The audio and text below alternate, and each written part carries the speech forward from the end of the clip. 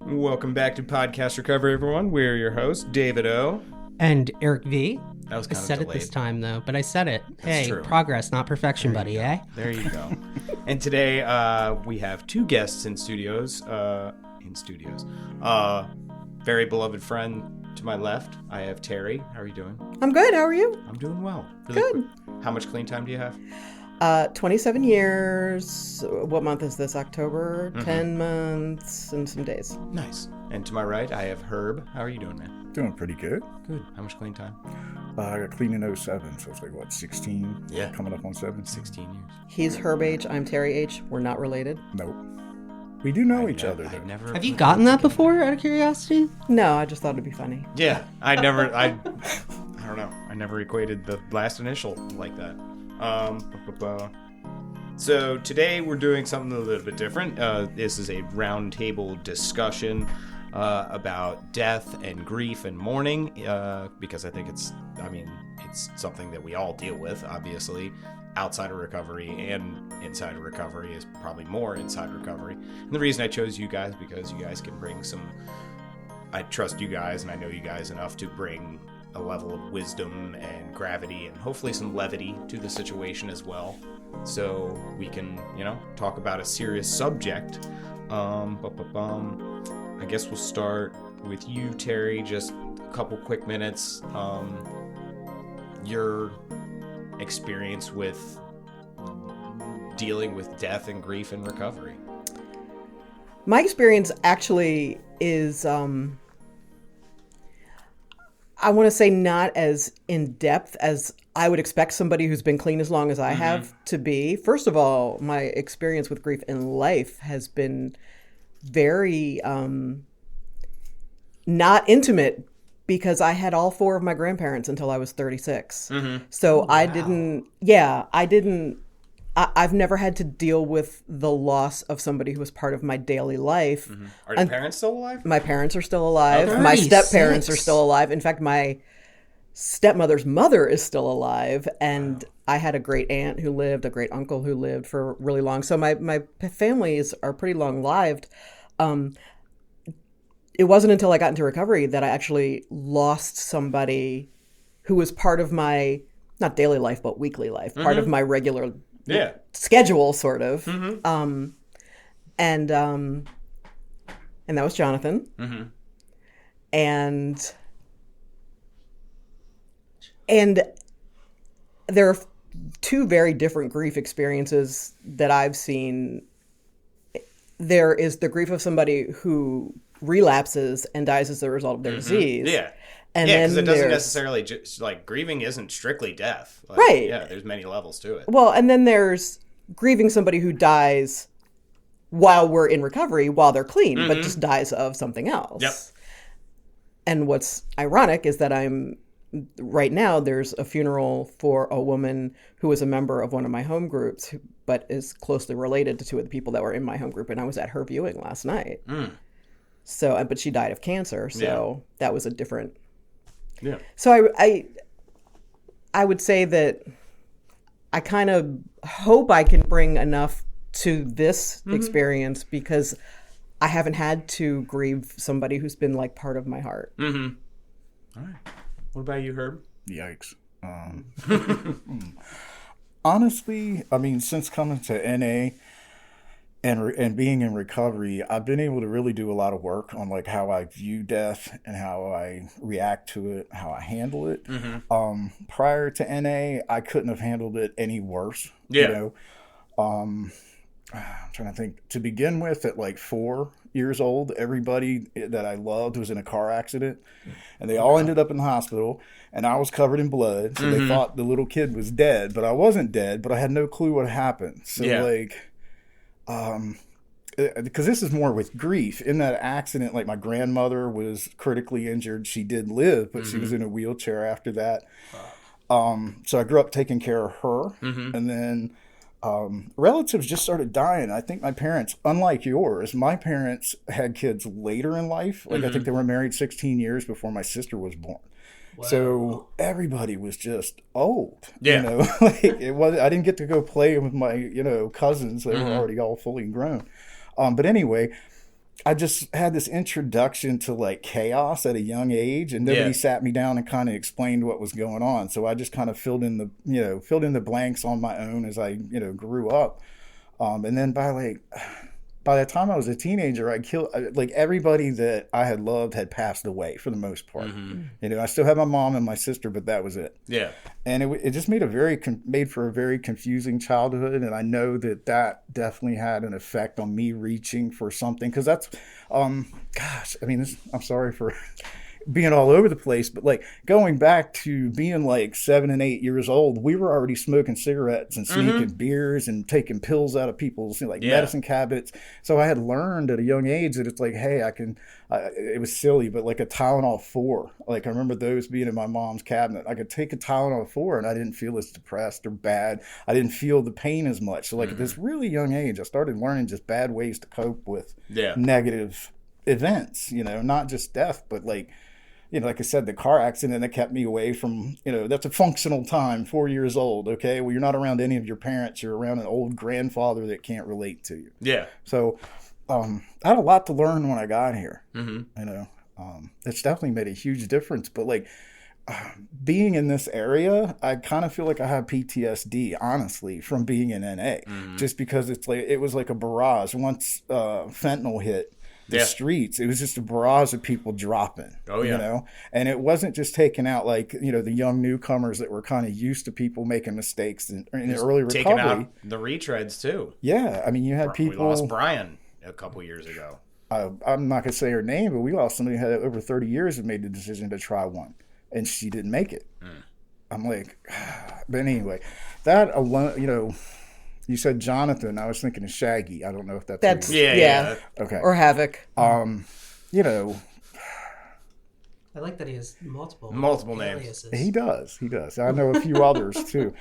But watching the young men die young people die. Apologize. I shouldn't say that because there were a lot of young ladies that passed away too. Yeah, man. But all the young people that we were just losing in such a quick succession.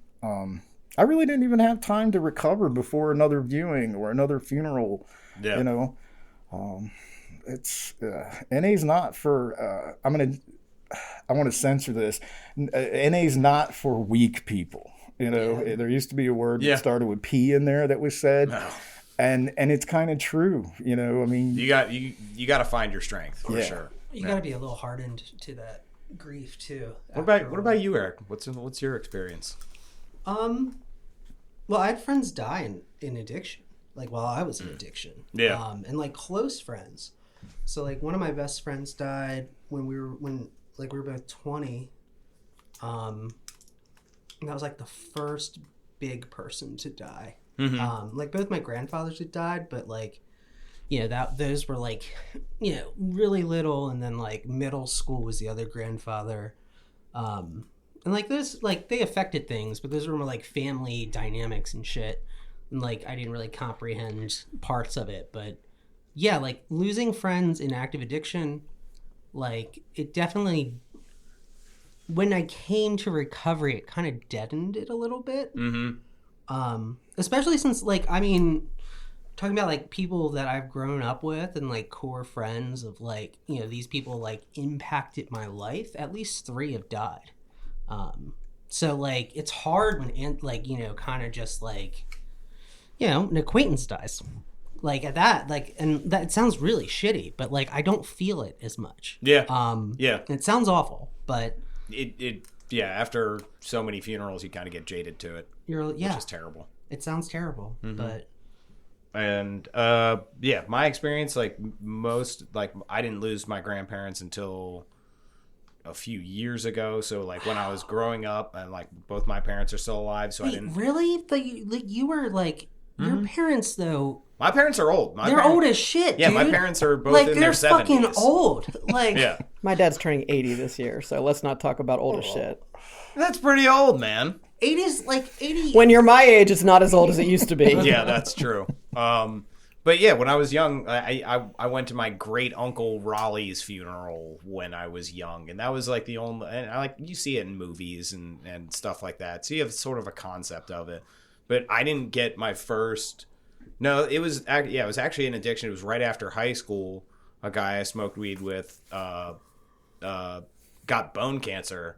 And after he was diagnosed, he was gone 3 weeks later. Wow. Like, it was... That's how my grandfather died. It was rapid. Bone cancer sucks. And in addiction, we were like, oh, well, oh, man, Brad just died. Da-da-da.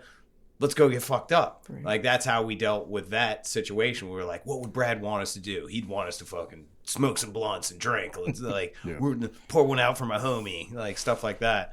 And... So you're celebratory? Is that like you have like a little bit of Irish though in you? Is that like part of the Irish thing? Probably. I'm like a dark, depressing like void. So like you're not having a celebratory. I'm not having Irish a blunt. week. I'm having I'm gonna have my own like drugs over here. Yeah, like, you guys enjoy. No, yeah, we had like a little mini party for him, but then coming into recovery, my first sponsor Tyler got murdered at the Columbia Mall. When I had 14 months clean, something like that. That's so fucking wild. It was so fucking wild. Like, he was clean. He was just going to his job at the Columbia Mall and got Lids. Did he work at Lids? No, Zoomies. Okay. Well, he was completely I mean, the whole situation was fucked. He was just living his life. Random gun violence took him out, and that was completely devastating. And then 90 days later, the guy who the worst 2 years of my using, when I was living in a bar above Edmondson and Ingleside, we've all driven past that bar a million times. They just painted their I lived on top of that bar. It looks good though. They just painted the building, looks a lot better. And he was still in active addiction, and he got murdered. So within 90 days, I had 2 people I knew in my second year clean get murdered. And then and since then, as I was driving over here, I was counting them. It's 20 or 30 people I've known in the last 10 years.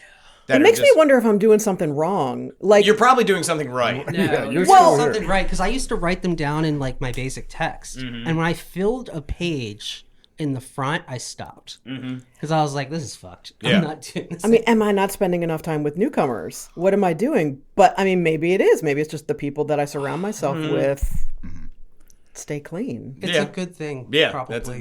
It's a very good thing. So,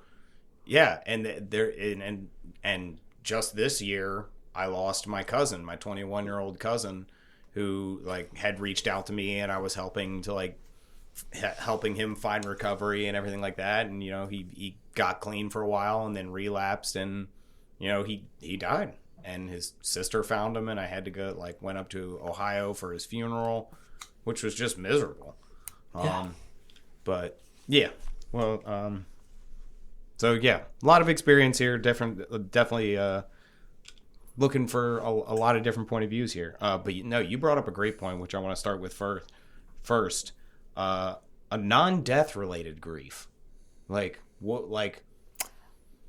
are some of those examples? Well, I remember when I was brand spanking new. Did you have to grieve your addiction? Absolutely. Okay. And an old timer told me I was being ridiculous. Mm-hmm. What? And I said, I have to grieve the life that I thought I was going to have and the experiences that, just for today, I'm never going to experience again.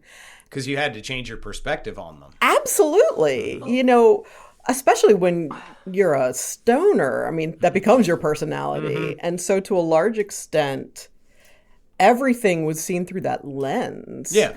And just the idea that there were experiences, and part of it is the ritual of it, of, if you're a wine drinker and you look at the legs on the glass, and you are a pot smoker, it's the tools, the resin, the screens, look at the crystals, man.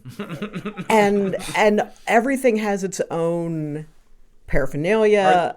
Are there weed connoisseurs like wine connoisseurs who just like absolutely. There's smell, definitely who, like smell Somali's. the bag and they're Yes. like, I'm getting The earthy weed and connoisseurs fruity are tones. more like coffee connoisseurs Okay. because they roast their own Okay. and they're talking about Okay, the drying. Is there and a cool name for it? Like Probably. Probably. Yeah. And I don't know. Instead what of it a is. sommelier, They it's probably like know more I'm about- a weedier. And I mean, now that it's legal, are you kidding me? There Yeah. are people I'm that sure, tell you yeah. about all the different processes and blends Yeah. and strains. High and, Times is. Yeah. But And they I were tried always to- in High Times. They had like reviews of like Oh, all the the street weed drugs and photography was. Oh, dude, you can amazing. get the cannabis sommelier certification, dude. That's a thing. Yeah, I just looked it up.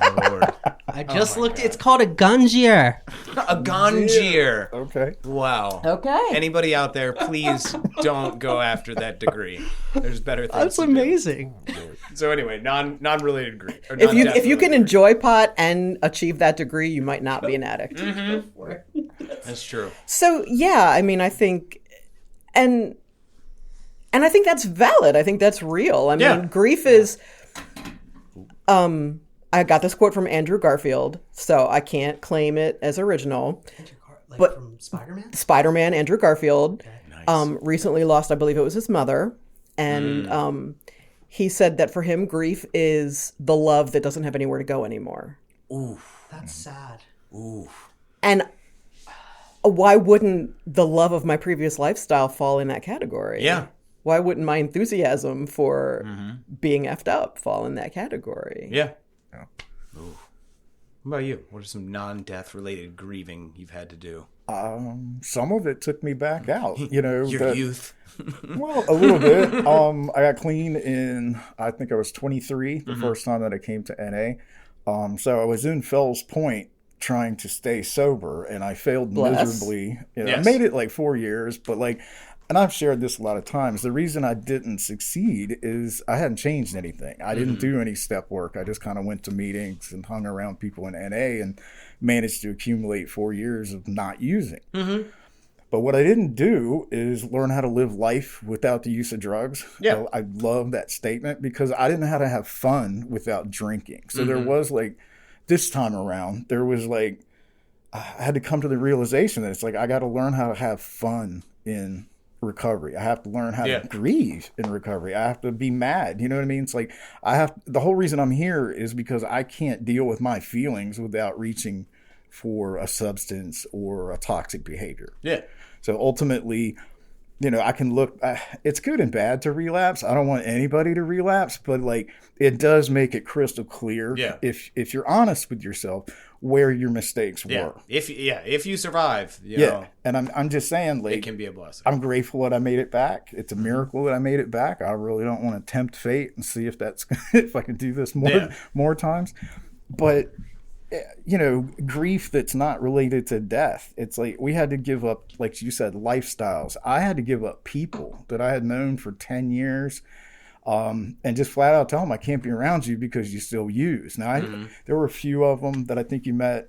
Charlie was a guy, I wouldn't be alive if he hadn't put me in the motel the night that I OD'd. So like, I kind of felt obliged to like find a way to keep him in my life. And it was a constant struggle because there were always jokes about like my behavior, like, oh, here comes Jesus, because I'm trying not to steal and lie and manipulate anymore.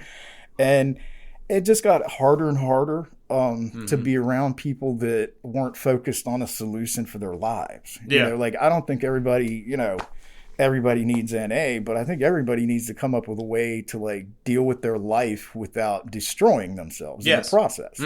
Another thing I had to give up was live music. Yeah. I stopped going. I mean, at the end, like all I did was go down to the Horse and listen to the blues and go to Fells Point and listen to whoever was playing. And I had that point was that the Hammerjack days? Oh yeah. those were actually after the Hammerjacks days. Okay. Yeah, okay, I'm old. So I've also had to I grieve. had to tease you and I've had date to you a little grieve bit. my youth, my childbearing years in which I bore no children. So you want to talk about grief? when we were kids, right? That was like Hammerjacks 2.0 though. That was Hammerjacks Wait, there was a 2.0. Hammerjacks before that? Okay. Yes. Yeah.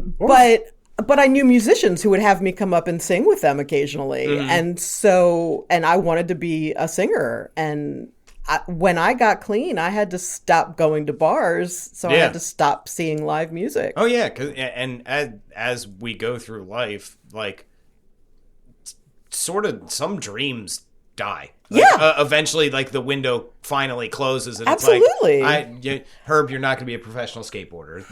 Your knees can't handle it. It's not. My gonna dream happen. was You're a done. bale of weed so you could cut it up like a chair and just smoke what you cut out. You know, I'm not going to live to that one. You know, I can still be important in a child's life, but I cannot bear a child. Yeah, that ship has sailed. Mm-hmm. Yeah, and non-death related like grieving that like I had to do, and I've like had to do 2 versions of it, was like really my high school years, because I'm a very intelligent person and I could have done well. I really could have gotten good grades, gone to college, and my life could have been on a completely different trajectory. But instead, I did shit tons of drugs. I scraped the bottom of the barrel. I had C's and D's, and I just like weaseled my way out of there the whole time, knowing like I can do this work. I just don't fucking care about it at the time. I'm so grateful I was a late bloomer. Yeah, because I got through high school. I didn't really start using like until college. Yeah, I started using in middle school, and then by high school, grades didn't matter. Like I was dealing drugs by that point, so I wasted like it, and a lot of that like guilt and shame from that like fueled my addiction for like, and that's how I like dealt with that, because I saw all my friends after high school going to college and everything, so I felt less than. It just perpetuated the cycle. And that was like the unhealthy like grieving. And then really coming into recovery, it's like you have to right size your emotions and your perspectives to realize that like I wouldn't be here in this good situation if all of those things didn't transpire the way they did. So like I really learned to like understand about like living in the moment and not living in the past, because living in the past fucking was killing my emotions and my mental health. My mental health for years. So having to grieve that. And what about you, Eric? What non-death related grief have you had to process? I mean, I think the one like that I actually did that was like, recommended is for cigarettes. I'm still in the process of that. I know. I fuck with you all the time about it. But how's your grief going? It's totally fine, man. Yeah, it's I just God damn it, Eric. Yeah. But I'll grieve tomorrow. I kind of have to do that though, right? With that sort of stuff, because you have to kill it a bit. Yeah.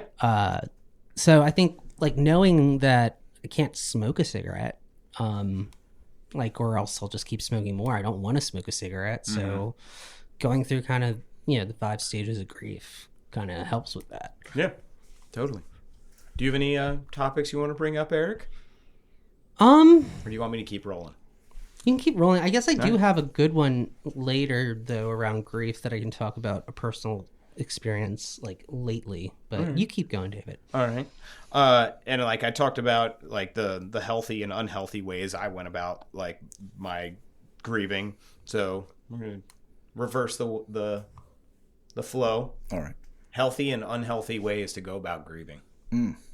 Well, I mean, you know me. Maybe your listeners don't, but in early recovery, I really wanted to explore higher powers and kind of understand more about them, because like most people, I was just spoon-fed my religion as a child and then taken to a church, and they just instilled what they believed in me. It never worked. Like, I never got a good explanation from a priest, a preacher, anybody at the church as to like, why do all the people I love, why are they being taken from me? Because as a little kid, that's kind of how you feel. It's just like, well, that person died, everybody I like get attached to goes away, and I never got, no one ever sat me down and gave me any kind of an explanation. And then, you go through life, and like I said, you learn, to Eric, you say, oh, my dad died. It's like, let's go get drunk. You need to just, work through it, cry, break some bottles, whatever. When I came into recovery, I really wanted to, I took that seriously, and I found what I found. I try not to talk about it a whole lot on here because I don't want to like push any one thing, but it fits so much better with recovery for me. And a lot of the books that I had read it was so important that I read this. It was like, is your grief self-centered or not? And I had to take a look at that, because like a lot of, like when I was a child, a lot of my anger and a lot of my pain was because I didn't understand. I was viewing it as like I was taking it personally, number one. I was misunderstanding the meaning of life. Like, nobody ever told me what life and death was as a kid. Like, nobody does that, I don't think. You know? I think as parents, we're kind of scared to clue kids into reality sometimes. I mean, I'm giving my mom a pass. I don't know, because she was a good woman, but she never really explained all this stuff to me. Yeah, I don't know. How are we gonna go about that, Eric? We have 2-year-olds, so About what? how are we gonna go about teaching our kids about death? Be honest. I'm gonna be Their honest first with pet her. is going to die, Yeah. and Yeah. then you're going to... One of my cats is probably going to die soon, and we're going to talk about it. I think- And I'm going to be like, no one really knows what has happened to this creature, but she's not here anymore. Yeah. But my point was, I had to start looking at and of course I had met plenty of people over the years. We've all, helped other friends go through it, and some of them are more of a handle. Like, I don't know. I don't want to say it's hard to handle some of those people, but it can be. It can be hard to handle. You can say that. Yes. It's true. I don't like, everything you're saying is coming from a point of, selfishness. Poor me. Like, you're looking at all the feelings that you have because that person's no longer there for you. And just reading that and meditating and continuing to read more and more stuff and actively work through situations with people, trying new ways. You know what I mean? The biggest one is, for us in recovery, it's like, no matter what happens, sit still, call somebody, most of our first impulses are wrong, especially in active addiction and early recovery. That first impulse to evade whatever pain is usually that first lightning bolt that hits us. It's like, run, let me get away from this. I don't want to feel it. Yeah. I realized that that's all part of life. It's like everything you care about is going to degrade and die and go away. Yeah. Unless you do first. You will get to witness your friends. Those are your choices. Your mom getting old and senile. And that's a part of this process on this planet. Oh, yeah. And you're going to have to come up with constructive ways to deal with those emotions. My biggest thing that, your response to your mind, if your heart's on fire, call somebody. Yeah. Get to a meeting, lean on your network. I mean, those are the things that I learned to do early on. Those were the suggestions you hear in the first 90 meetings in 90 days and stuff. And I had to actively do that. There were so many times in early recovery, like you said, where people, you just met them, you started really caring about them and connecting with them. And then you hear, oh, did you hear what happened, last night? And it's like, nah. I mean, that was a new one. Like, even in active addiction, Eric said he had lost a few friends. I had lost a few friends in active addition, but not at the level where 90 people I knew in 3 years were gone. Those numbers get crazy. I mean, I probably should sometime, but I don't know how to do it. But we lost a lot of people around here. I mean, everybody did, but it really, for the Catonsville area, there were a lot of people that died. You guys weren't even around when Josh died. Josh was the first big one. Josh Riddle. You probably know Judy. Yes. Judy's son. Yeah. He died. He was young. He and his brother both were young in the program. Eric was Gary's son. But Josh finally got a year clean, and Josh was, everybody loved Judy because Judy was a predecessor and Judy's been clean forever. And so Judy was part of Westside NA. And so Josh was part of Westside NA, and he finally celebrated a year clean, and I drove him home from his anniversary. Nice. And then he relapsed not long after, and I think I saw him one time. And I did the same thing with him that I do with all of the people I love when they're using, is I pushed him up against the wall and I said, I don't want to go to your funeral. Yeah. And a couple of weeks later, that's where I was. And it was one of those where everybody, because if you weren't there because you knew Josh, you were there because you knew Judy or Gary, and you were there to support the family. And it was just horrible. Yeah. And she stayed clean. Judy, still clean today. Yeah. And actually, bringing that up, having a kid now has developed an entirely new reservation in my life that I didn't know. I can't even imagine. it's horrifying. And like Brad and I have talked about this because our minds are horrible places, and just randomly, like, I'll get the thought of like my son dying, and it crushes me. Like, and that's just the thought of it. Right. Like, the reality, it like would be exponentially worse, unfathomably worse. And so it's like, what the fuck am I going to do in that scenario? So like, I've added this new wrinkle to my recovery that I did not anticipate in any way, shape, or form. And I've actually like said very specifically to Donnie and Brad, I was like, if said scenario happens, chain me to a radiator, because otherwise I'm going next. But you don't know that to be true. I don't know that, but like I don't. But like, the feeling I get from just that thought is so horrifying that I'm like, I get that, and I would just ask that you not buy into it. Give yourself the room to have a different reaction. Like, it has literally made me cry. Like, I've like just like I've had like a dream about it, and I wake up and I'm like, bah! And so like, yeah, dealing with, even trying to figure out a healthy way to deal with just a perceived grief is crazy to me. Like, it's like, I've thought of like when the day comes that you die, Herb, and I'm like, and that scares me. Because I'm just like, that's not a place I want to be. I was like, this isn't like, so, and you bringing up that Andrew Garfield quote is perfect. Yeah, because I'm now going to have this love that has nowhere to go. And yeah, dealing with that turmoil is insane. Yeah, that's the one thing. I think my sister and I are very close, and the one thing I don't believe we can even say out loud to each other is that one of us will have to go to the other one's funeral. Yeah.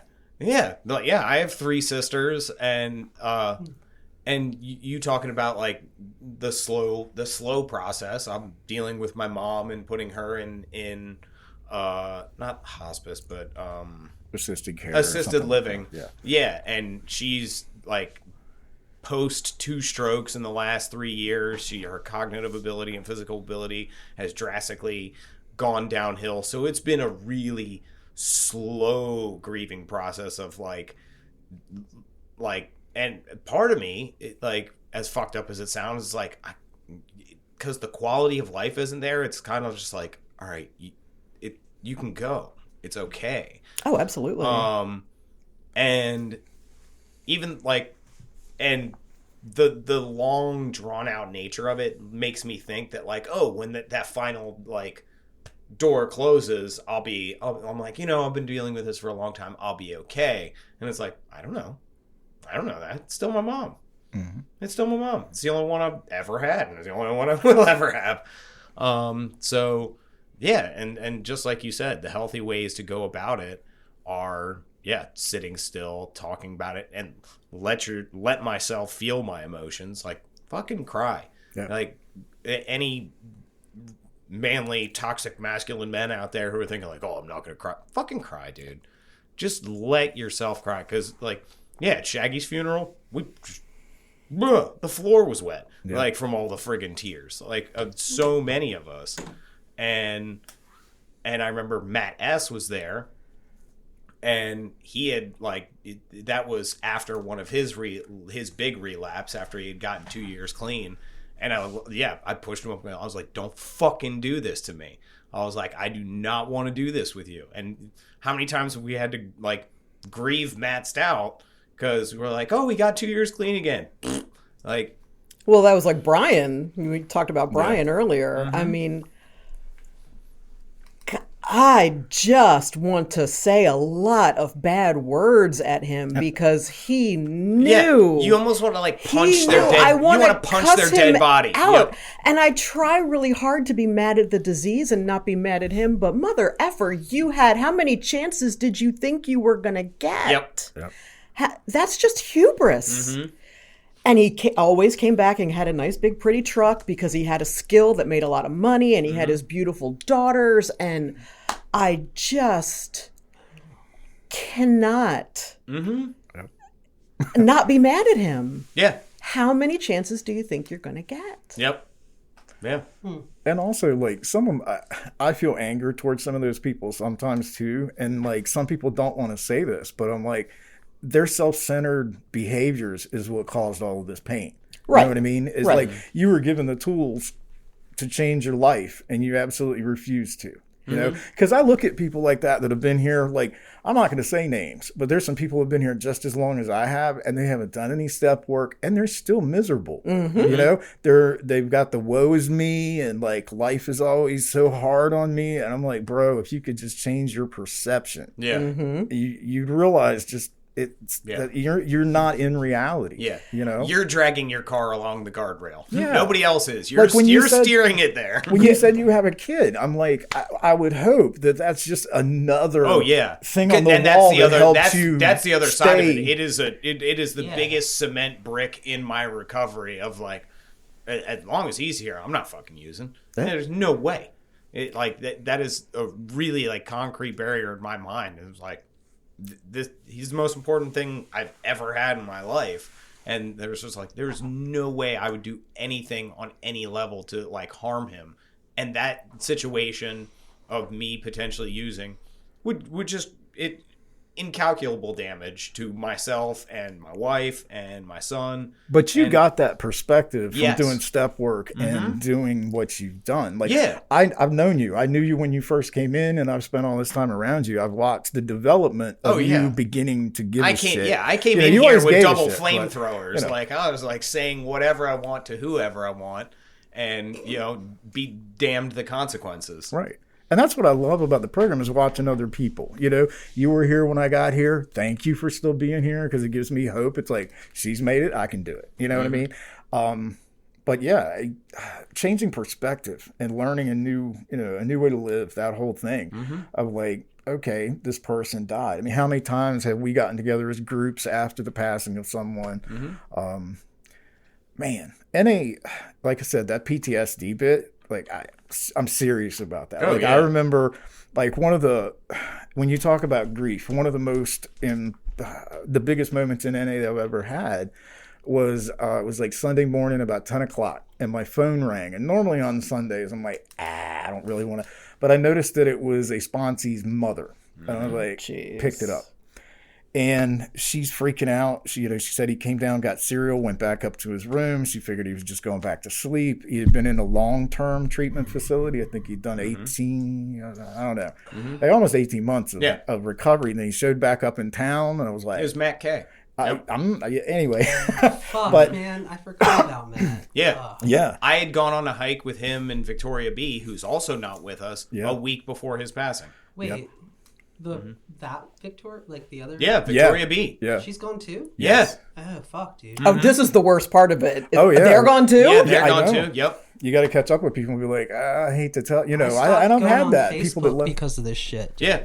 So I have a memory from a hike of two people who were gone. Yeah. Young, in their 20s, gone. Victoria's gone? Damn. Yeah. Yeah. So this mom. Well, she called me and she's just, she's like hysterical and I'm trying to get her and just like breathe. And at this time I had several years clean. I don't remember exactly how long I've been clean. I'm sorry. I have to, my brain. You're going to see me get crispier and crispier as I get older. Yeah. But she's just screaming and freaking out. And finally I realized, I was like, you got to stop talking to me. I said, you need to put down the phone. Well, you need to call 911 and you need to do CPR. Asked her if she had Narcan in the house. Of course, she didn't at that time. Yeah. It wasn't really prevalent around the area. And, I told her, I was like, do you know how to do CPR? And she's like, I tried to like tell her, it's like, how to, I'm not good at it, but I've saved a few lives. Yeah. But she's just like, she's crying and I'm listening to this mother.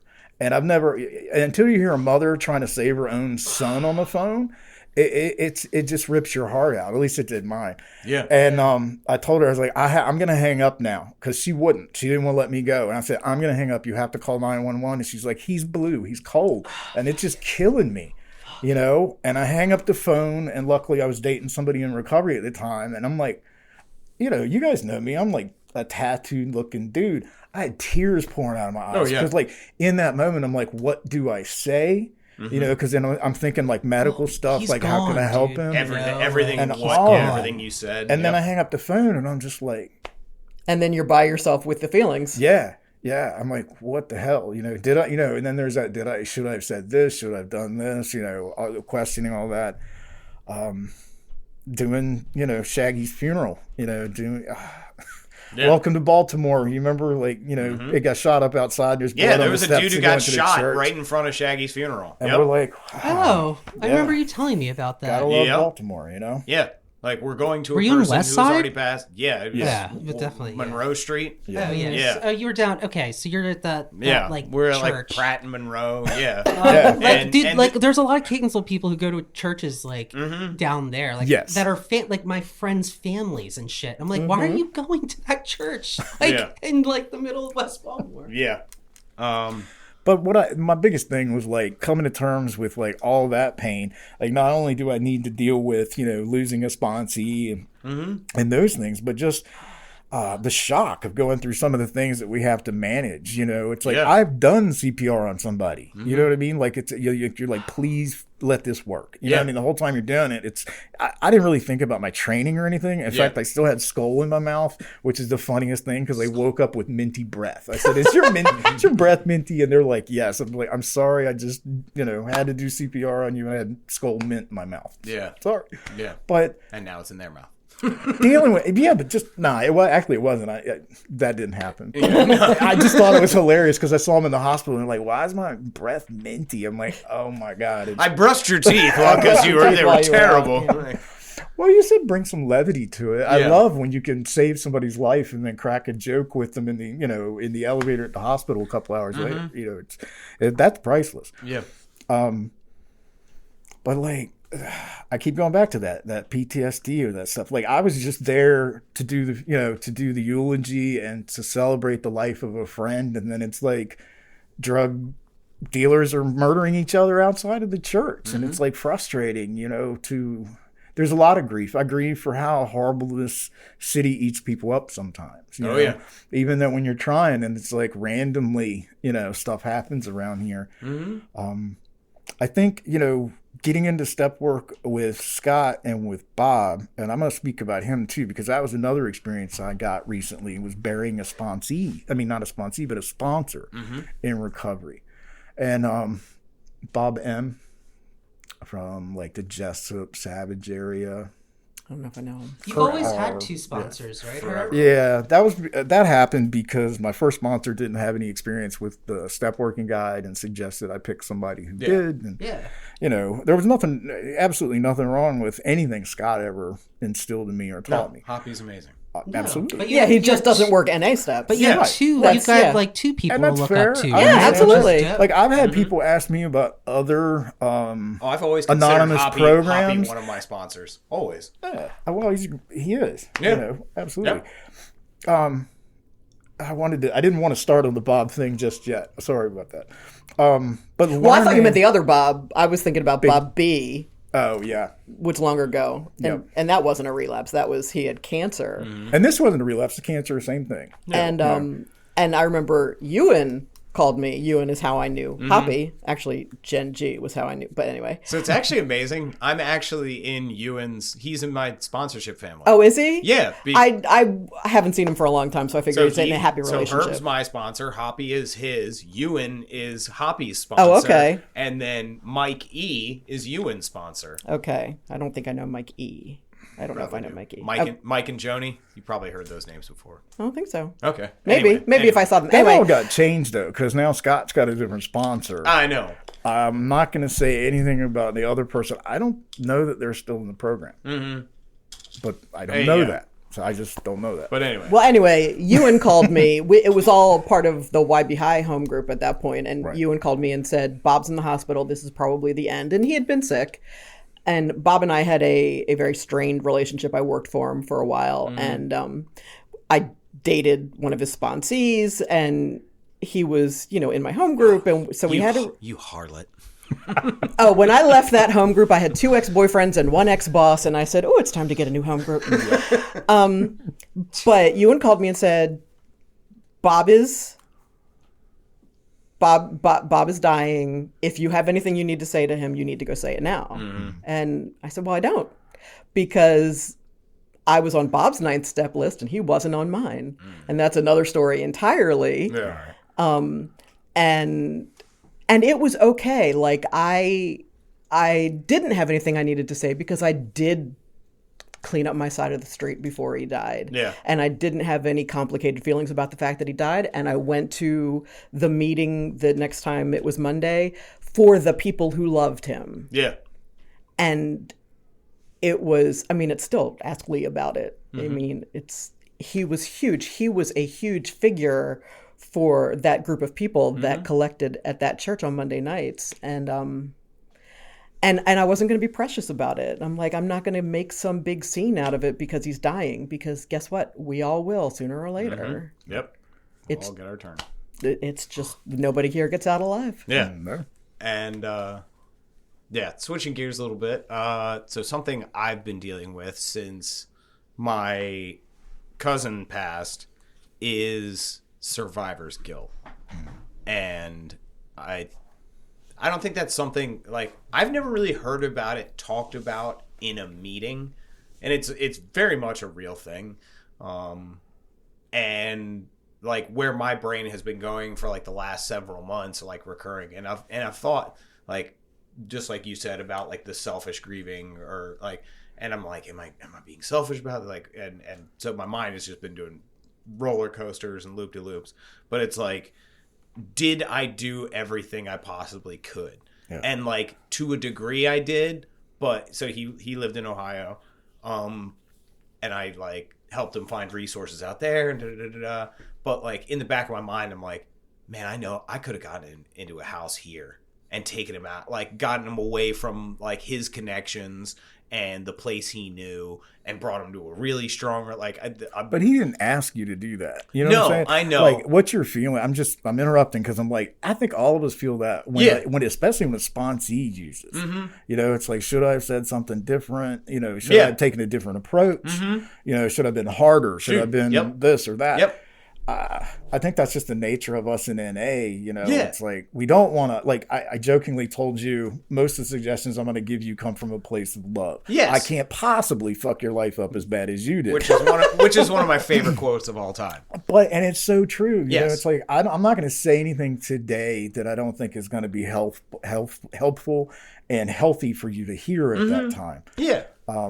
I mean, good luck. I mean, you got to go through those. I think that's just the nature of it. It's just, and it's something I've been like processing. And like when I went out to Ohio for like his celebration of life and everything, like I'm hugging his mom and his dad, and I'm sobbing, and I'm just apologizing profusely, because like deep down inside I'm like, I feel like I could have done more. Like there's more I should have done. And like, it's a kid, like I remember when he was born.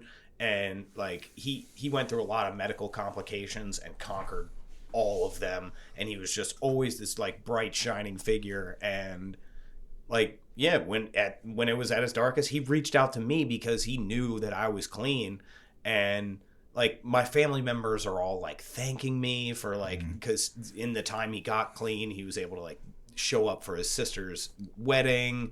And like they you know, they got to have the real him back for a little while, and so they're like thanking me, and I'm a fucking wreck. I'm just like, I don't deserve any of these things. I'm like, he's fucking gone, and I'm like, he shouldn't be, because like I'm like, he could be in a halfway house in Baltimore where I hooked him up because I have those connections and I know those people. I could have gotten him out of that fucking house in Columbus or the apartment in Columbus that he died in, and it's like, fuck. So like, I had one of those, but I had the other experience because I did do what I could do until I don't know if you knew Phil. He died. God, how many years has it been? Probably close to 10 now. But he lived with me. We dated for, I want to say 3 years, and he lived with me for a while. And Phil had a lot of, I think Phil's inability to stay clean was his inability to forgive himself for the damage he did to himself, because in his addiction, he was thrown from a pickup truck and had traumatic brain injury and did not remember the majority of his youth, and had to relearn how to walk and how to talk and how to feed himself and all those things. And so he was always challenging because I didn't know if what he was experiencing was a result of the brain injury, a result of mental health issues, a result of him using. And it turns out that he was using in my house and I didn't know about it. And I finally had to kick him out. And that was God doing for me what I couldn't do for myself, because he wasn't helping my life anymore. Yeah. And he died a couple of years after that. And I did see his family. I did go to Bel Air for the funeral, and I saw his father, and who I had a relationship with because I had been part of their family, and his niece and his nephew who I had watched. And I remember, I mean, I walked into the church and locked eyes with his father, and we both started sobbing, and I didn't even know that was there until I got there. But again, I knew that I had done what I could do. And the piece that I'm grateful for is that I got to say to his niece and his nephew, he loved you guys. Yeah. And I got to hear myself say that and know that that's what I don't want somebody to say to my niece and nephew about me. Yeah. Well, you do want them to say something positive about you. Yeah. Yes, but not anytime soon. Yeah. Yes. I don't want to be a sad story. I say this all the time. I don't want to be a sad story somebody tells my niece and nephew. Yeah. And you've lost a couple sponsees. Have you, like, I'm sure your mind has done the whole mental fucking firebombing as well of like, Yeah. what did I say? What did I do? Could I have done, like, Shaggy's mother helped me a lot with that. Because I had known him for years. Oh, and, yeah. And she acted like I was in the house a lot. I was picking him up, dropping him off all the time. So I was actively in his life. But like, honestly, I don't feel guilt because he really made that choice. I've been over backwards, and I'm not dogging him. This is just, and I've been there too. Yes. In '93, when I came into Narcotics Anonymous, I heard all of the same information from a lot of the same men. Dennis D was here. I don't really, a lot of the guys in Baltimore that have 30 and 40 years. Mark D, Vince D. Yeah. Mark Daly. Yes. I'm sorry. I shouldn't say last names. Sorry about that. He wouldn't care. We can edit it. Okay. But all of those men and women were still here when they came back, and they were still saying the same thing. It was just, I was receptive to it. I say a lot of times that, the gift of desperation.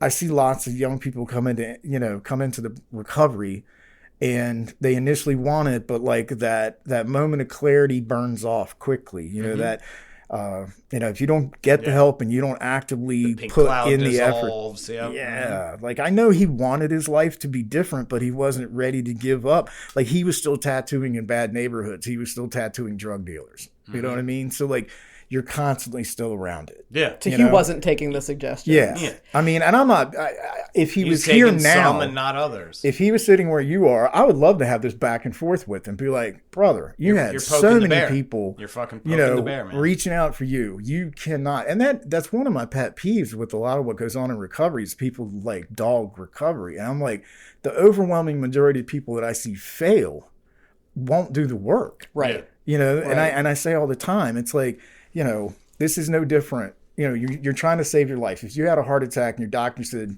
Terry, you got to lose 40 pounds. You got to get your cholesterol down. If you didn't do that, who's to blame? Right. And like, I literally took you to the gym. I'm like, hey, look, this is me walking on a treadmill. This is how you do it. Okay. This is me picking up like some dumbbells. And you watch me and I share that information with you. If you don't do it. And he was clearly attracted to it. Absolutely. Shaggy, I want to talk about him for a minute because his death is the one that hit me the hardest and was the most painful because that little son of a made an effort to make an impact on me. Every time he showed up at my home group, he would, Terry, I'm back. And he made a point of getting to me, of getting in my space and letting me know he was there. And I mean, I was so angry at him. How dare you? How dare you insert yourself into my heart and do this? I remember being on the shower floor sobbing about him because I could not believe that he was never going to be there again. And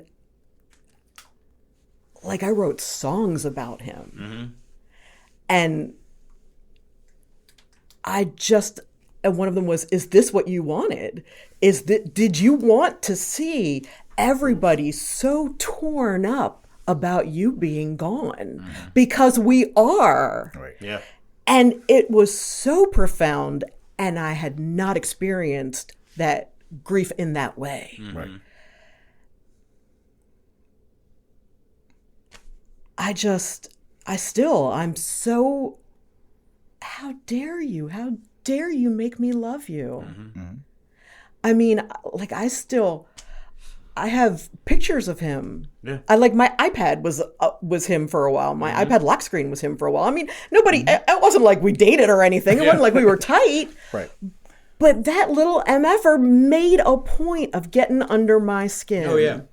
He was a wonderful guy, very charismatic, very smart. I mean, and like most of us, had everything in the world to live for, and so many friends, just like yourself. Like, everything I know. I couldn't tell him anything different, and it's just so frustrating. It's like, we're here, we love you, if you'll just let us. And that's the hardest part, is the trying to make somebody believe that they are worth all of this love that's being aimed at them. Yeah.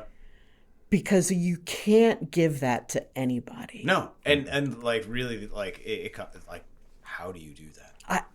I wish I knew. I wish none of us know. If I had a superpower, if somebody said, okay, you can have anything you want as your superpower, what would it be? And it would be to give people the understanding that they are worthy of being loved.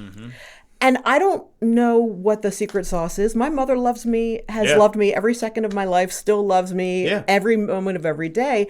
And I knew that growing up, and it didn't stop me. Right. It doesn't take away that part of me that still is self-destructive, that still doesn't think I deserve it, that still... And every once in a while, I'll still have those thoughts. Sure, of course. 10 years later, like, I'm a piece of shit. I'm not... My mental health is still my mental health, and I still need to treat it. Yep. What do you got over there, Eric? You got anything? For which aspect? Like, what question are we on right now? I'm just saying where you're at. Like, you got any new subjects? What's going on? No, I guess I do have one part on grief I guess I can share about, which... the grief of, like, something that never was. Right. So one of the things, like, I guess good examples of this is, like, you miss out on a job, or, like, the girl or guy that you wanted to kind of be with didn't work out. Oh, the one that got away. But I'm going to talk... I don't want to talk about that grief. Well, I'm talking about a different type of grief, more like with miscarriages, which, like, doesn't get talked about a lot, but I think is, like, super common, from what I understand, and talking to people more about it. But we had 2 this summer. Oh my God. I'm so sorry. Yeah, it's the first one was, like, just kind of happened, and then the second one was a DNC, which, I didn't I think if the first one didn't happen, I might have reacted differently, but yeah, it sucks. It's like something you really, really want. Yeah. And yeah, like, stuff's fucking up, so you gotta wait again, right? So that's one that I've been thinking about lately. I have a friend who miscarried relatively far into the pregnancy, and because she didn't have Maddie, she has Sophia and Olivia. No, not Olivia, just Livia. She has 2 children that she would not have had otherwise had Maddie been born. But it was so important for all of us to remember that Maddie existed, even though she never existed outside of Amy's body. Right. She existed. And yeah, you're right. That is something that doesn't get talked about a lot because it's hard. It gets into the whole it is question both a male and female issue, but I'm not even talking about that. I'm talking about abortion rights, reproductive rights. We're not going to get into Well, that. I believe in what I believe in. It's choice, but still, it hurts, right? If we're trying, like, it hurts, man. For like a mother's journey and a father's journey are two completely different things, and I fully believe that a mother has a whole nother level of connection that I don't think any man will ever understand. So yeah, like. If we carried babies, there wouldn't be any laws against anything. Oh my God. Word. I heard that on a TV show years ago. If men could carry children, abortion would be a sacrament. Yeah. I mean, but anyway, let's not go down that rabbit hole. We digress. Yes, I'm grieving my losses of my reproductive rights. Thankfully, that ship has sailed. Yeah. I didn't know that, Eric. That's devastating to hear that. I'm sorry to hear that. Tremendously sorry. But yeah, that's so hard to talk about from a male and female perspective because it's two completely different perspectives. And like, I mean, a woman could bring that up in a meeting and by no fault of her or their own lose half her audience because they don't know what the fuck she's talking about. Right. And they don't know how do I you just say, well, that's why there's so many of us and we all have our stories and we're all important because everybody needs to hear it the way they need to hear it from the person they can hear it from. But that door does need to be opened, and that topic needs to not be taboo or an outside issue. Well, I don't think it's an NA issue. I think it's a society issue. It's as a society, miscarriage is not something that we talk a lot about. No, not at all. And it absolutely needs to be talked about because there are so many women in recovery and like fathers like going through this, and they need we need to talk about it because they need to know who they can recover with, because recovery is not just addiction. We're talking about emotional and psychological recovery right now. And the opposite is human connection, and you need that human connection, like one addict helping another, like one person's experience can help another. So people need to fucking talk about that. Well, what I have to offer in that area is the complete sidebar and not part of the podcast is there's a group called the Compassionate Friends. And they are parents who have lost children. And it doesn't matter how old your child was or how they died. Yeah. So... what a cool name. Yes, it's TCF, the Compassionate Friends. And if you need more information, I can get it to you. That's cool. Yes. We will actually put a link with this podcast onto that. Write that down, Eric. Yeah.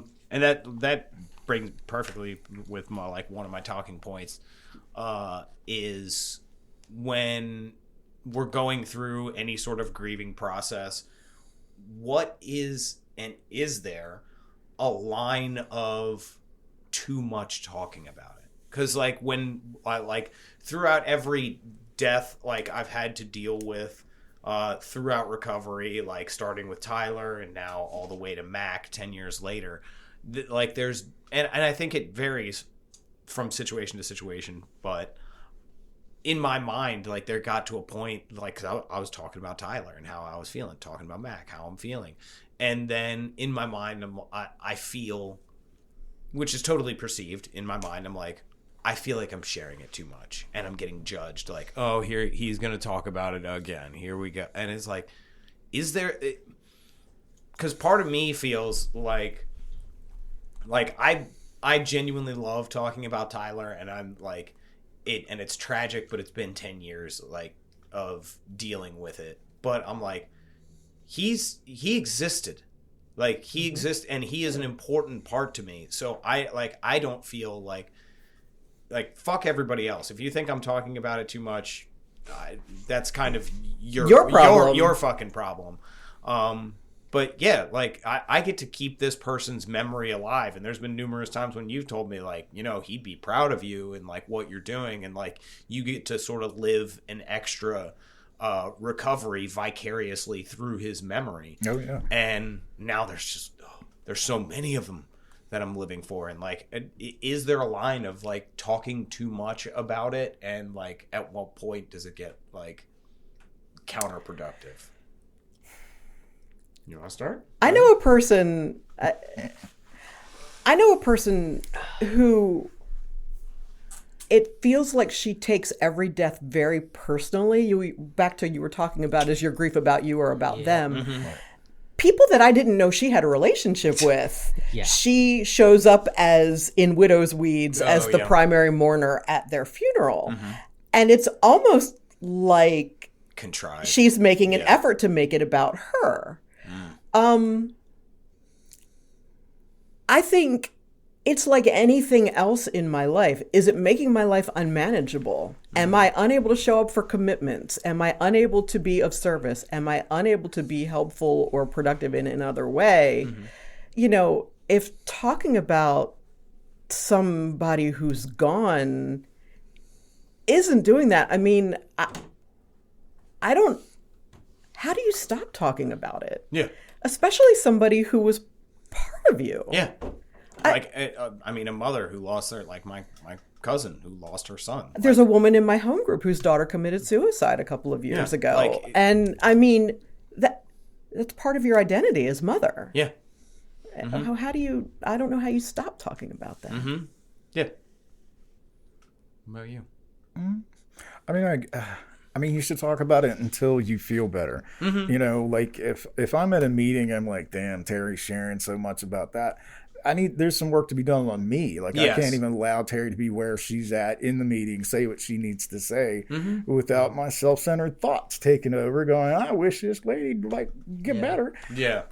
Like, put it to rest already. And I've heard it all, you know, in meetings. I've heard people say yay and nay as to whether or not somebody's sharing too much. But ultimately, you got to do what's right for you to not use. You know, I'd rather hear you for the next 5 years talk about your lost cat than see you, than come to your funeral because you used over that lost cat. It's like the animal and I one, can't right? tell. Yes. Well, that's another thing. You It's know? like, I think it's very wrong of us to judge other people's grief. Other people's grief. Yep. yeah. Because like I struggle with this to explain it to people sometimes, but we are not all built the same. Everybody's like, oh, everybody's built exactly the same. I don't understand why you can't just get over it and move on, because I'm not built like you, you know?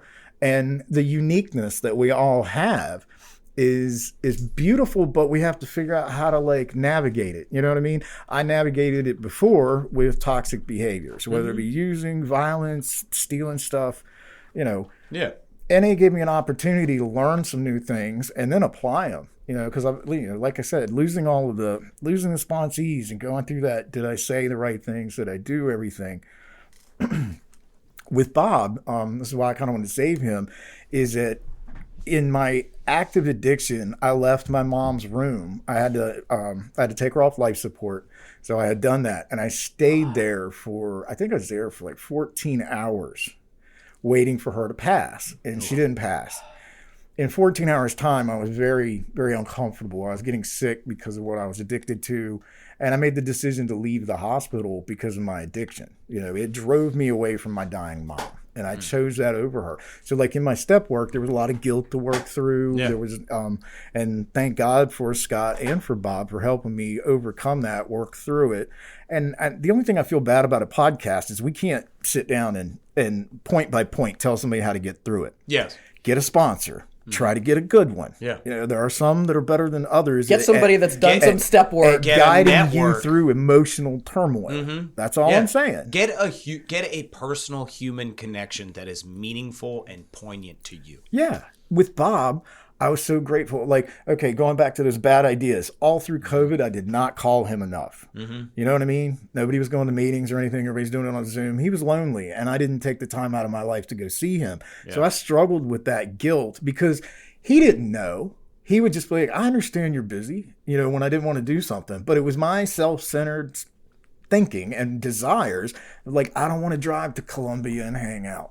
You know what I mean? And I'm just being honest because I think we all do that, especially when you have ongoing medical issues with someone. There's times when it's like, you know, you got to find that balance between your own life, family, the person that you love. And that's tricky. I'm not going to say I did it right. I'm not going to say I did it wrong. I did what I did. In the end, what was cool about this is that I had such a good relationship with his wife that I was able to stay there.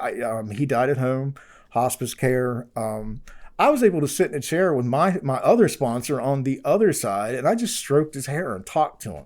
You know, and like people might find that weird, but I like touching if I love you and I care about you. They have to know Hoppy's hair to understand how good that is. Oh, well, it wasn't Hoppy. No, Bob's hair. Oh, okay. Bob's hair. Scotty, thank God, is still here. Yeah. You know, but the thing is, it's like I call his leg when he I goes. love I want this that fucking person leg. that is dying, and I want them to feel that love. So I constantly held him, I constantly touched him and talked to him the same way I did my mom. You know, like, you know, I want you to be if I'm there for you in your dying times, I want you to be as comfortable as you can and feel as loved as you can. Yeah, and that literal sensory connection. And now, like, I make it a point to be there. You know what I mean? Like, the old me would have been like, Terry's got 5 more days. I'm going to go ahead and go to the beach. I'll see her when I get back. You know what I mean? I've learned from my mistakes, and that's all we can do. I didn't come in here and get perfect overnight. Made tons of mistakes. Yeah. You know, but I didn't pick up. So that's the one that I didn't screw up. And I'm just constantly trying to learn more and more ways to relate to somebody. How can I help you? You know, it's like, what is your problem and how can we help?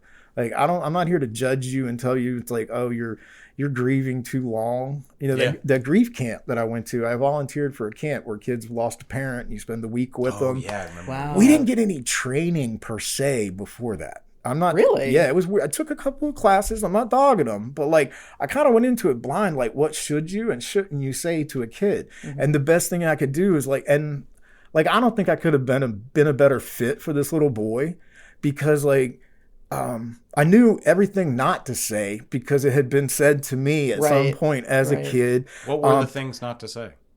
Well, all fair. I'm not gonna. That's everything debatable. happens for a reason. They're in a better place. And the reason I say that is I don't want to make anybody mad. There were a lot of things that were said, explanations that were given to me when I was a child that even as a child I knew were complete BS. And that's what I don't want to make anybody mad. Yep.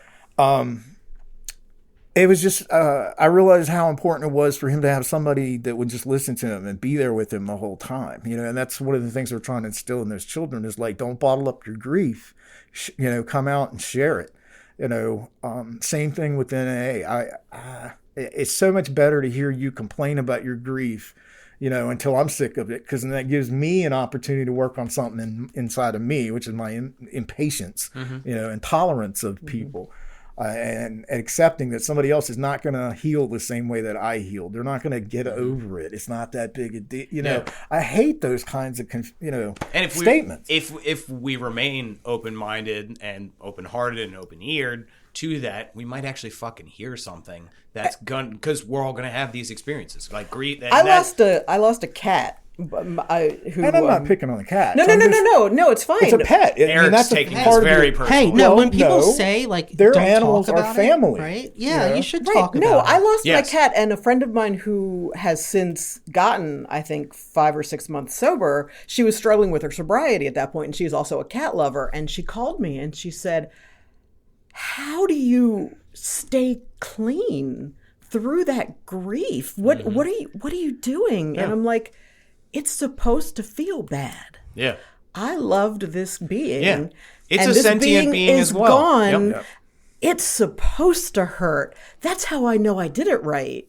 I have to just sit here and let it hurt. And that's the hardest part. Yeah. I mean, I came from a place of not caring about everything. I don't want to go back to that. Like, that was kind of my goal with drugs as I kind of went on up the hill. Like, my best friend got murdered, and I had access to a lot of drugs. So I used drugs for years. Yeah. It didn't help anything, you know? And one of the things I say to you brought this up earlier, is like, you know, if your mom is gone, you know, your mom would not want to be used in this moment. Yeah, you know, telling people it's like, you know, our old behaviors, and she's in it, you know, she's like, how can you not drink? Well, sweetheart, I used to drink because I was happy, drink because I was mad, drink, you know, I had to deal with that. I'm going to keep coming back with that. It's like developing weight. It's going to happen. And going back to the gym thing, I said in a meeting one time, I was like, you know, all these guys come in and start working on, you know, that 6-pack. I was like, you better work on the spiritual 6-pack, because your inability to pick up 300 pounds is not what got you here. Your inability to take a girl breaking your heart is what got you here with, you know, because you can't not use, you know, and I'm like, And we see all these youngins do it, we've been saying it for years. Hey, give recovery a chance. Just work on you for a while. Because until you learn a new way to handle something, you're going to always reach, for that. You see their squat numbers going up every week on Facebook, but it's like, why are you still on step 2, bro? Right. But you know what I love is when somebody in the program calls me and say, hey, Herb, I lost my mom. And I have a conversation with them, or we meet for coffee, because that's an Olympian. That's a recovery Olympian. Is like, he's not running to, and I'm not dogging exercise. You should absolutely exercise. Yeah. I did yoga this morning. That wasn't our issue. Our issue seemed to be that we couldn't deal with life on life's terms without reaching for something or reaching for a bad behavior. Those are all included. Don't go eat okay, it's way better for a heroin addict to eat 2 tubs of ice cream because they're depressed. Well, what's killing me first? Yeah. Right. Yeah. But it's still destructive behavior. And cholesterol is slow. Heroin is fast. Yeah. What's killing me first? What's killing me fastest? Yeah. And I'm terrified because of cholesterol. No. Clearly not. I'm because it's going to happen to me one day. One day I am going to lose somebody who's a part of my everyday life. And am I gonna make it? Because Judy lost her son. Judy's still clean. April lost her daughter. April's still clean. I'm gonna lose. Now, it's much easier to lose a parent who is old and who's been around for a long time than to lose somebody who's younger. But I have to be close to the people who have been through it. I watched my sponsor bury her best friend. I watched her bury her husband. I watched my mother-in-law bury her husband. I have to be close to the people who have the experiences because it's going to be mine one day or it's going to be me. Those are my choices. Yep. All right. And I think finally, do you have anything, Eric? Well, don't get on people for grieving their pets. Absolutely don't not. minimize pet grief. Do not minimize pet grief. Lily was part of my everyday life. I mean, she was the center of gravity in my house. When she died, both of my cats that I lost, they were the center of gravity in the house because they needed to be taken care of. And they were old and they needed, and when they were gone, the earth had lost its center. I mean, my cats kept me clean, I get it. Yeah. My mental health, whether or not the litter box is clean, is the ultimate gauge of my mental health. Because if the litter box isn't clean, I can't take care of myself, and I'm not willing to take care of them. So somebody needs to step in. We just had a conversation. I had a conversation with somebody the other day. They were talking about raising kids. I'm like, dude, get a fish or a plant first. Oh my God, have you seen the movie 28 Days? Well, I'm just saying, if you can't, it's very important that I did not kill this plant. At the end of the day, when he says the dead ficus, he was like, I tried, and I'm pretty sure the dog hates me. But I'm just saying, it's like, I wasn't responsible at all when I got here. I didn't know what being responsible was. And I got a cat day 30. I don't but I meet people who have gotten into relationships and now they're getting ready to raise a kid with a hot 10 months clean, and I'm like, Start with a cat. Please. Get a fish. Get a you plant. weren't capable of taking care of you. I actually made that, had to make that decision in active addiction. My mom was dying and my wife at the time got pregnant. But we were both heavily addicted at that point. And in my, I struggled with that because I was like, it'd be really cool, from my grandmother from my mother to meet a grandchild, to hold, a kid she never thought she was going to have. One, she didn't think I was going to be alive. It was a miracle that I lived as long as, to see her pass away. But it just goes back to I had no skills. So why would I jump into that? But I wanted to go back, Eric. I absolutely was just bringing up animals because I've heard that so many times in meetings, outside in the parking lot, somebody smoking a cigarette. I was like, she's in there. Did you hear Brenda bitching about her cat again? Right. Oh, God. Fuck you, but those are the guys that I want to go up to and be like, you really need to do some step work. Oh, yeah. Because, I'm so, I don't know. I guess I've been here long enough. I'm starting to be a hard liner about it. If you've been here for years. It's not hard line. It's your experience has shown you that the people who have done this work are able to be compassionate for these people. Exactly. Yep. And I'm just like, yeah. what do you want here? And again, it goes back to like some of It is the broader the base of your goodwill, the higher the point of your freedom. The goodwill includes for the people who are sharing about the pets that they've lost. Right. Compassion and empathy are two very important spiritual principles. Yes. Learn them and Tolerance. practice them. Tolerance. Patience. You know? Yes. Don't pray for patience, though. Acceptance. Yep. Goodness. Yep.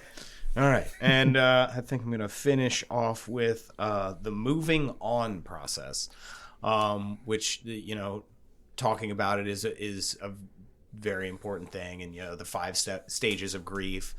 But ultimately, like, finally coming to that place of, like, acceptance and getting on with your life after, a lost youth, a lost productivity time, a lost dream, a lost friendship, a lost pet, and ultimately a lost life.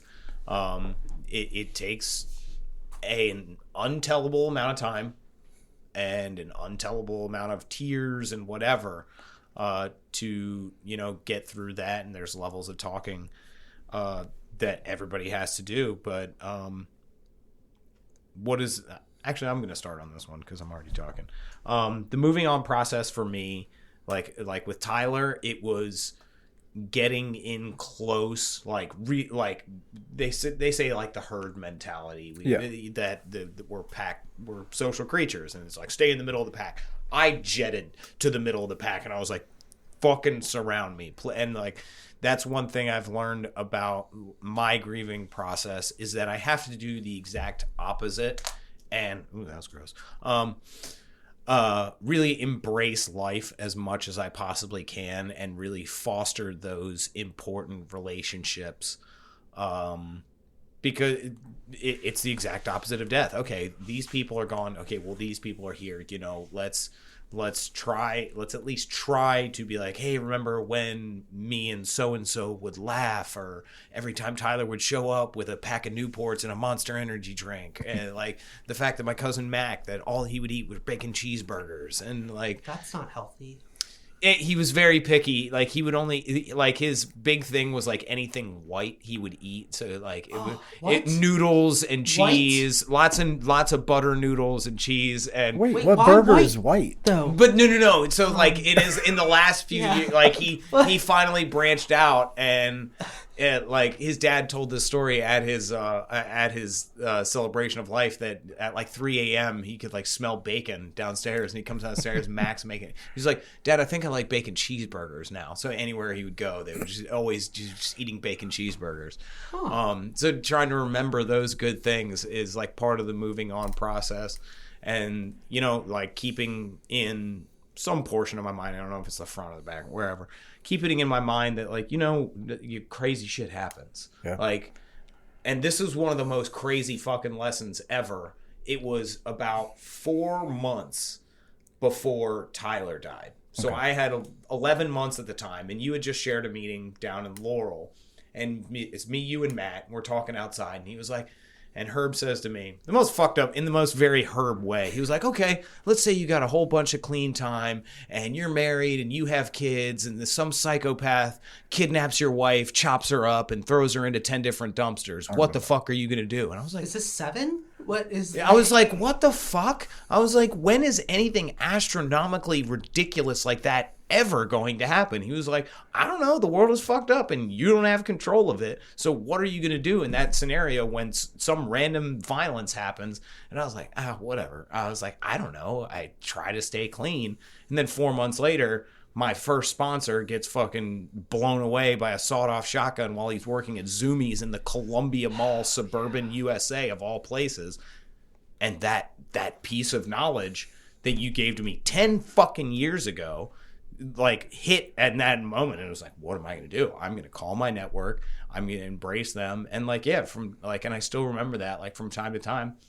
Matt is now in Cleveland living his best life. I send him a text every once, I miss you, I love you. And like, yeah, just try to like constantly, the people in my life, foster that connection as much as possible, and let them know that they're loved and thought about. And, the moving on process is Takes time. So what are you going to do when 2 planes fly into the World Trade Center and they fall to the ground? I went to a meeting. I didn't know what else to do. Yeah. I went to a meeting. I watched TV and walked home from middle school. Yeah, I was in social studies in ninth grade. I was in health. Nice. Yeah. Mr. Yeah. Sweet summer children. I was in We're Mr. old. James World History class.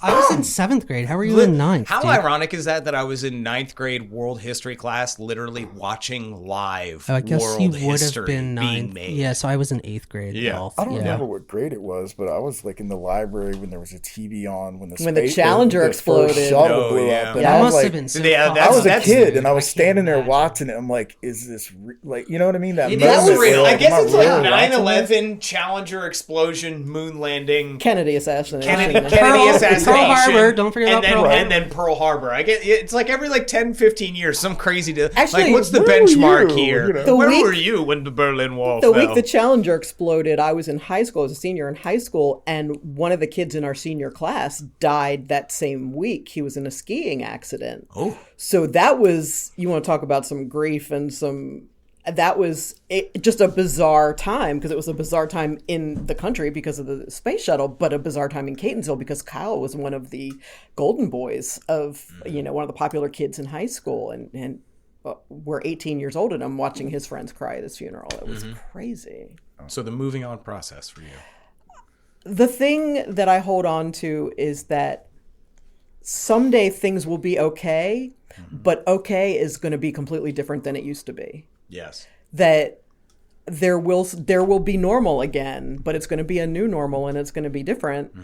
And I don't know what that's going to look like yet. That's what I always say. Somebody said it to me when my mom's cousin lost her daughter. She was born missing a chamber of her heart, so she was never supposed to live to begin with. So when she died at 18, it was a tragedy, but a gift that she had lived so long. And I said to the woman from whom I learned about the compassionate friends, she lost her daughter and she's never been the same. And this woman said, why? How could she ever be the same? Why would she ever be the same? Of course she's going to be different. And we are all different because of the relationships that we have. Yeah, and that's the reason we season don't in a lifetime. stop loving them just because they're gone. Yeah, exactly. And say that quote one more time by Andrew Garfield, because it's just fantastic. Grief is love that doesn't have anywhere to go. Write that down, Eric. That's the title. I already did. Okay, good. Good man. I have to you're send you to the That's exact gonna be the quote title because he of the probably next said it podcast. better. Yeah. He probably said it better than I said it. But I've it's actually that. seen that interview, and when the tears in his eyes when Yeah, he said it, is Finn. When you said Andrew Garfield, I couldn't remember the exact quote, but I had He's seen so that good. interview. He's so good. He's so good. But yeah, the moving on process for you. Lord, I wish I could say I was perfect at it, because I'm not. Are you perfect at anything? No. I'm just, He's perfect at Herb. He's perfect at it. Yeah, I'm That's true. perfectly good at being me. But no, I bring that up because I know it's so personal for each of us how messy. we're going to move through this. Like I said before, like communication with your network. I mean, usually when I'm in deep stuff, I reach out to my sponsors. I sponsor enough guys now that have enough clean time that I know if I haven't heard from David's all right. Like I've tried to instill in you. It's like when your butt's on fire, call me. You couldn't ask for a better person in your corner. Like, I know. Like, whatever you did, we'll figure it out. No. And I wish I could say that I'm really good at that, but like there were certain deaths that hurt worse than others that have taken me longer. I really tried to apply like a lot of the step work I learned how to not be so hard on myself, give myself that grace. I'm harder on me than anyone else is. I call myself a dumbass 10 times a day. You make a mistake. Like if you said that to me, we'd be rolling on the floor. Yeah. But in my head, I'm like, you idiot. I'm still working on that. It's a lot better than it was because what I used to think about myself was way worse than that. That was going to throw you under an 18-wheeler. Yeah, exactly. But I'm like, today, like I really do try to practice what I preach. I reach out. The last death really was Bob, but the one that killed me and I hate to say this for Bob's sake, but was one of the dogs that we had to put down. You know, to be there holding the animal. You know, like if you haven't gone through that, you know, that's an experience. And I've done it. I've been there when they did it to humans. You know, and it didn't hurt as much. You know what I'm saying? Like, no, yeah, I watched my grandfather take his last breath. Because of addiction, I could walk out of my mom's dying room knowing that she's gone. Yeah. You know, and heroin told me to do that, and I listened. You know, so today I just try to face things head on. I don't always handle them well. Depression's been an issue for me the last couple of years. I've been, I don't know, navigating it okay. Yeah. You know what I mean? There's some places I can make better. But in a nutshell, it's like I got to give myself that grace. You know, what I learned in the steps and how I wanted to portray myself towards people moving forward. You know, was a loving, caring individual that was sincere, that wasn't a hypocrite. So like I try to apply that. I'm like, you know, you're not dumb. It's not dumb of you to cry over that dog, you know, a year or 2 years later. It's not wrong. None of it's wrong. You know, if it's healthy, you know, and that's kind of where I said that years ago. You know, you need to have this spiritual litmus test, you know, that like those little strips that we had in science class where they tell the pH and all that. Like pull your stick out and like whatever you think you're going to do, dip it. And if you think that, you know, whatever higher power, whatever spirit, and get a second pair of eyes on that litmus paper. Absolutely. Like, does that look purple to you? Yeah, is that 2 lines or 1 line? Yeah, you know, let's go get the good. Let's go get the good test, okay? Not that 1 line, 2 line shit. But seriously, you know, like. Yes, it's math. Oh, okay, good. Allowing myself, you know, the time that I need, applying and letting new people. Oh my God, that's the biggest one. Is like allowing newcomers to teach me something new, because there were plenty of times where I was like in my grief or something, and I had a newcomer. Hey, let's go to a meeting. Hey, and I don't want to go to a meeting. I want to isolate because I'm depressed about something. And thank my higher power for putting those people in my life that drugged me out of the house in those meetings at times and made me go do stuff. You know, because ironically, that's what helped. And you keep going back to people. It's like, what's helped me the most is leaning on other people and knowing it's like, you know, no, I'm just picking on you, but like, I know for a fact, you know what it's like to have your heart broken and to feel like shit. So it would not be unreasonable of me to consider you to, you know, hey, Terry, man, can we meet for a cup of coffee, whatever. Now, mind you, I've known you for years. Okay. I'm not saying, I still think women should stick to women and men should stick to men. Yeah. I don't want anybody picking on me. But when you have a life experience, known you for a long time, you want to go to the person who has that life experience. Right. And I think that's okay in these instances. You know, it's like when you know these people, because like certain people know how to handle some situations, and some people are not so good at other ones. And I'm not faulting them. It's just their way of dealing with it. Yeah. And that old thing of like, but it was the same thing with drug dealers. You weren't going to go to the coke dealer if you wanted heroin. It's right, exactly. True, it's the exact same. And you've told me that, like, literally. You want the person that's got the information you need. You go find them. Yeah, exactly. And I mean, there's... it's just so important for us to communicate what we're going through. You know, even if you don't feel like you can do it here. Now we have, what's the hotline number that's out now for mental health? 899. I mean, I know it's on our website. Okay, I apologize, but I'm just saying, like, at the bare minimum, reach out to somebody. It's like everybody that I've ever heard, you know, after the fact of their suicide, nobody got any phone calls. Yeah, you know, like most of these people that have relapsed and died. There was no reaching out. So the only thing that I can, like, you know, the biggest thing I want to walk away from this podcast from is like, it's if you're going through something and you're thinking of hurting yourself, others, you know, that is a burning desire. Yeah. You know, you have got to reach out to the people in NA. Pick up the 100-pound phone. Yeah. And call one of those people that you really respect, you know, like there are people in the rooms that I may not be close to them, but I have a deep respect because I was there when I heard, you know, I've heard them share in meetings. Hey, my wife had cancer for 10 years and I did all of this and I got through without using. And then the day after that, my cat got hit. Yeah. And they got through all of these things. And that gives me hope. You know, that's why because we never know who's in the room with us that's going to hear that. And 5 years from now, remember that we said that and reach out to us. Yeah. I mean, you try to plant seeds. I try to plant seeds that'll help people. You know, instead of seeds of like negative, I used to plant seeds of negativity, like I make you feel insecure or something like that. Oh yeah. Now it's like it's so refreshing to like say that to people. Like every year, and I know he won't mind me saying this. Every year, the Jax celebrates the passing of his father. I write on there. I'm like, he would be so proud of you. keep doing what you're doing. Don't ever let that depression take you back to where you came from, because like even the people in this room, the people we've become. Yeah, and even if you're not like Jack isn't Jack isn't somebody we're worried about, but it's that reminder is important. But the people you don't worry about, those are the ones you got to worry about sometimes. Because and that's why you say that, because he's not immune.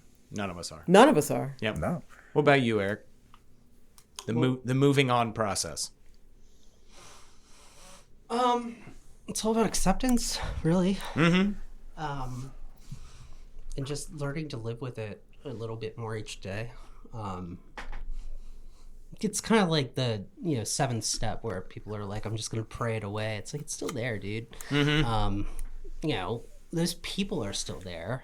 The feelings are still there. Just as much as it sucks, you gotta let some of it go and keep the bits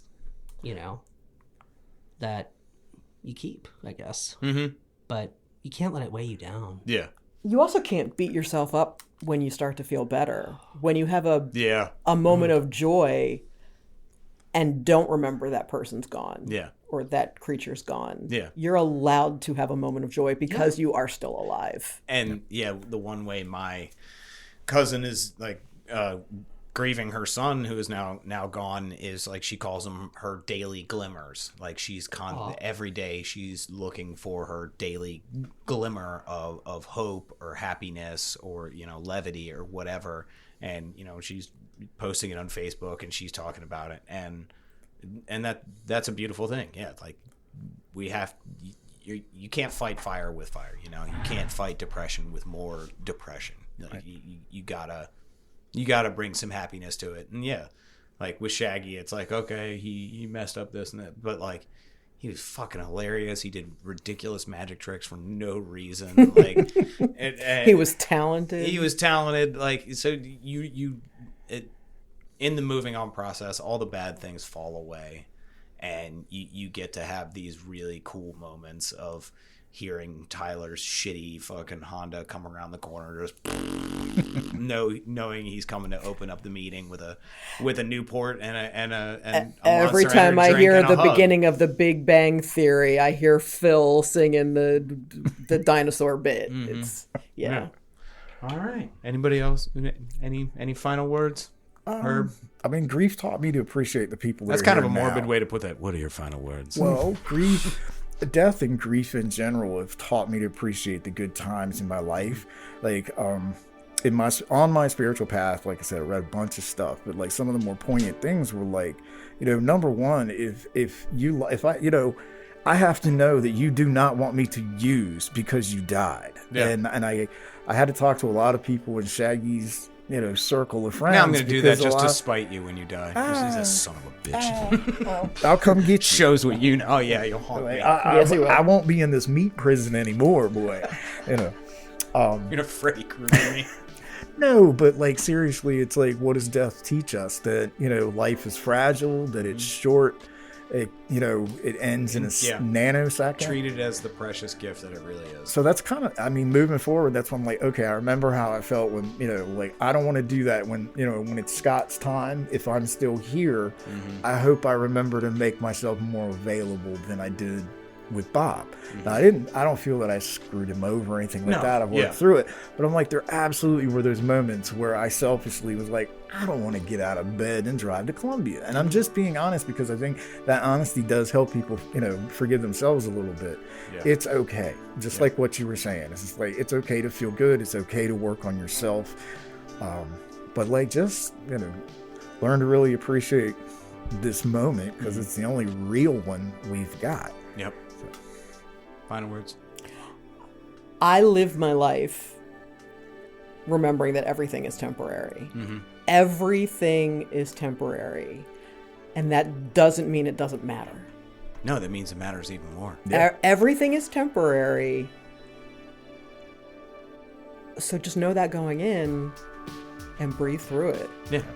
Yeah. All right. Well, then we're about out of time, so we would like to thank Terri and Herb for joining us today. Thank you for having us. Absolutely. That was fantastic. I'm going to, I'm going to skip our normal outro. So everybody out there, if you're struggling, please, there is hotlines. There's suicide prevention. Like, there are numerous fellowship hotlines. Please call somebody, text somebody, call whatever person you love in your life. Get that help that you need. All right, everybody. Because you deserve it. Because Absolutely. You're worth it. You're worth it, and you deserve, and absolutely, you deserve it. You're a person, and you're not all those things you think. Thanks for joining us once again. Go to all of our social media outlets, Twitter, Instagram, Facebook, like, share, subscribe, join our Patreon to help keep our mics on because we are self-supporting. But most importantly, Eric, if you'll help me. Everybody out there, stay safe and stay clean.